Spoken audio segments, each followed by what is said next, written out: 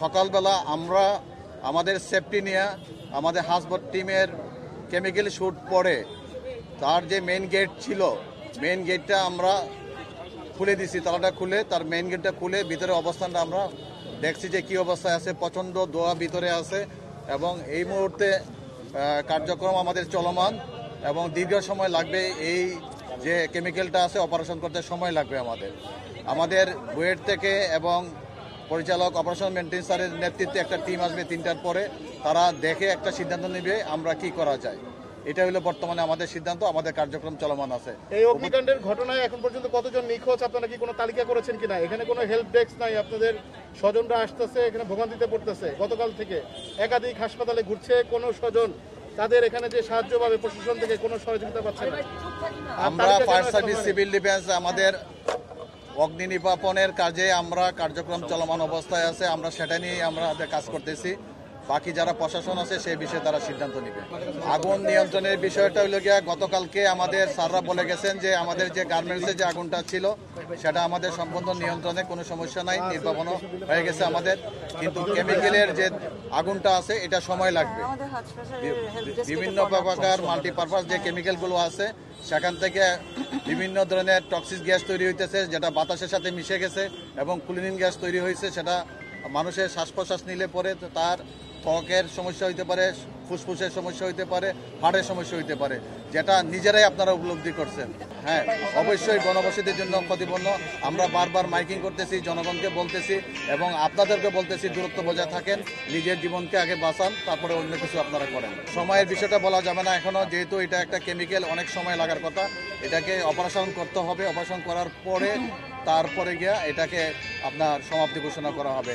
যেহেতু আপনারা দেখছেন টঙ্গীতে আমরা দীর্ঘদিন এই কেমিক্যাল নিয়ে আমাদের অনেকদিন আমরা কাজ করছি, অনেকদিন আমরা সেখানে অগ্নি নির্বাপনের কাজে ছিলাম এবং পরবর্তীতে যখন ফুললি সেভ হয়েছে তখন আমরা বলছি যে আগুন নির্বাপন হয়েছে।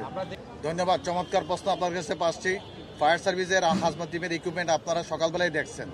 কেমিক্যালের বিষয়টা কিন্তু খুবই বিপজ্জনক, খুবই ডিফিকাল্ট। যে স্টোরেজ যে নীতিমালা আছে সেই নীতিমালায় অনুযায়ী যদি আপনারা সেখানে গুদামজাত না করেন তাহলে বিভিন্ন কেমিক্যাল একসাথে হয়ে বড় ধরনের একটা বিস্ফোরণ হতে পারে, বড় ধরনের বিক্রিয়া হতে পারে, যার কারণে কেমিক্যালে অগ্নি নির্বাপনের ক্ষেত্রে আপনার সময় লাগবেই।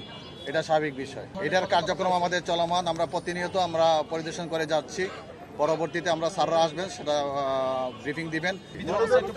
ভিতরে অবস্থা প্রচণ্ড ধরনের আপনার দোয়া আছে, সাদা দোয়া আছে, যেখানে ভিতরে ঢোকা যাচ্ছে না, এখনো ঢোকা যাচ্ছে না। এখনো আমাদের অপারেশন কাজের জন্য এখনো নিরাপদ না। কেমিক্যাল গোডাউনের ভেতরে কি মরদেহ দেখেছেন আপনারা যারা গিয়েছে? যেহেতু কেমিক্যাল গুদামটা তালাবদ্ধ অবস্থায় ছিল, যখন এই আগুন লাগছিল তখন তালাবস্থায় ছিল। আমাদের চিন্তা ভাবনা আছে হয়তো কেউ নাই, তারপরও আমরা পুরোপুরি অগ্নি নির্বাপন করার পর বলতে পারবো এটার ভিতরে কোনো লোক ছিল কিনা। না, মালিকরে আমরা এখন পর্যন্ত খুঁজে পাই নাই এবং কোনো তথ্যই আমরা পাই নাই। এই বিষয়ে আপনারা একটু অপেক্ষা করেন। আমাদের বুয়েট থেকে একজন টিচার আসতেছেন, আমাদের অপারেশন স্যার আসতেছেন, তারা ব্রিফিং আপনাকে দিবেন। আমরা বিভিন্ন সময়ে কেমিক্যালের আগুন, ফায়ার সার্ভিস, সিভিল ডিফেন্স অগ্নি নির্বাপনের ক্ষেত্রে যে কোনো সময় আগুন নির্বাপন করে থাকে। আগুনের ঝুঁকি থাকবেই, কেমিক্যালে আগুন থাকতে পারে, বিভিন্ন ধরনের আগুন থাকে, গার্মেন্টস শিল্পে আগুন থাকে, সেই আগুন আমরা নির্বাপন করেন। অবশ্যই আমাদের অবশ্যই সক্ষমতা আছে দেখেই আমরা সেফটি বজায় করে আমরা কাজ করতেছি। এই ধরনের ক্ষেত্রগুলো যেখানে এই ধরনের কেমিক্যাল রাখা হয় এগুলো বেআইনি স্টোরেজ, এগুলো বেআইনি জায়গা। এবং প্রথম যে জিনিসটা করতে হবে আমি মনে করি সেটা হচ্ছে সরকারকে ইমিডিয়েটলি ইনভেস্টিগেট করতে হবে। যারা এটা করেছে তাদেরকে আইনের আওতায় আনতে হবে এবং আমাদের স্ট্রং পলিসি থাকতে হবে যেন জনবহুল এলাকায় এই ধরনের ক্ষেত্রগুলো না থাকে।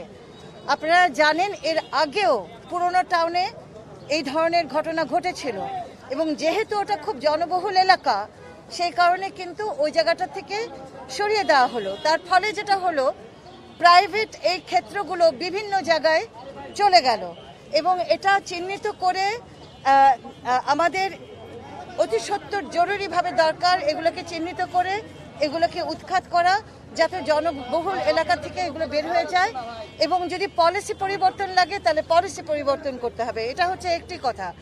দ্বিতীয় কথা, আমি নিজে ব্যক্তিগতভাবে সবসময় দেখেছি আমাদের ফায়ার ব্রিগেড অত্যন্ত বীরত্বের সাথে এই কাজগুলো করে থাকে এবং এটা এত ঝুঁকিপূর্ণ, আপনাদের চিন্তাও করা উচিত না ওখানে ঢোকার, এবং ওই কেমিক্যালের ভেতরে প্রাণনাশ হওয়ার সম্ভাবনা থাকে। তো সেই কারণে ওনারা একেবারে ঠিক সিদ্ধান্ত নিয়েছেন। আমাদের বুয়েট থেকে আমাদের টেকনিক্যাল এক্সপার্টস তাদের আসা দরকার, তারা যৌথভাবে বসে তারা সিদ্ধান্ত নেবে। তৃতীয় জিনিস হচ্ছে যে মানুষগুলো মারা গেছে আমরা যেটুকু পরিসংখ্যান পেয়েছি সেটা হাসপাতালে যারা আছে সেখানে আমার মন্ত্রণালয় থেকে হেল্প ডেস্ক আছে, আমার সমাজ কর্মীরা ওখানে আছে, তারা এটা ফলো আপ করবে, তাদের পরিজনের সাথে এটা নিয়ে বসবে এবং তাদের যা যা সহযোগিতা করা সম্ভব সেটা আমরা সেই জায়গাটিতে করব। এবং আর কিছু মৃতদেহ আছে কিনা সেটা তো একটা নিখোঁজদের বিষয় আমাদেরকে বললাম, ইনভেস্টিগেশন তো করতেই হবে এবং সেটা খোঁজ নিতে হবে।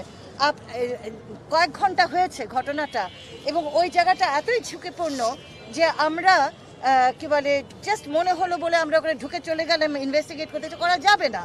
তার মানে এখানে এক্সপার্ট সাহায্য লাগবে এবং এক্সপার্ট বুদ্ধি নিয়ে আমাদের কাজটা করতে হবে। এখানে পুলিশকে লাগবে, এখানে অনেক কিছু লাগবে। তো এই জায়গাটার জন্য আমার মনে হয় যে ওনারা যে তৎপরতার সাথে করেছেন, আমি চাই যে আমরা অন্তত ওনাদেরকে সেই কৃতজ্ঞতা জায়গা থেকে ওনাদেরকে ধন্যবাদ জানাই। আর দ্বিতীয় কথা হচ্ছে যেটা বললেন, আমরা এই মানুষগুলো যারা মারা গেছে তাদের পরিবারের সাথে সবকিছু ফলো আপ করার দায়িত্ব আমার মন্ত্রণালয়, আমি সেটা করব। আমাদের এই অরাজকতা নতুন নয়, এটা বহুদিনের বহু যুগের একটা অরাজকতা এবং আমাদের ব্যবসায়ীরা দায়িত্বশীল আচরণ করেন না এবং এই জায়গাটাতে তাদেরকে আইনের আওতায় আনতে হবে। আমাদের এই স্বল্পমেয়াদীর সরকার, তারপরেও আমি মনে করি যে আমরা যেখানে পলিসি দরকার, বাড়তি আইন দরকার, সেগুলো আমরা খতিয়ে দেখব এবং আমরা থাকতে অবশ্যই এটা নিয়ে আমরা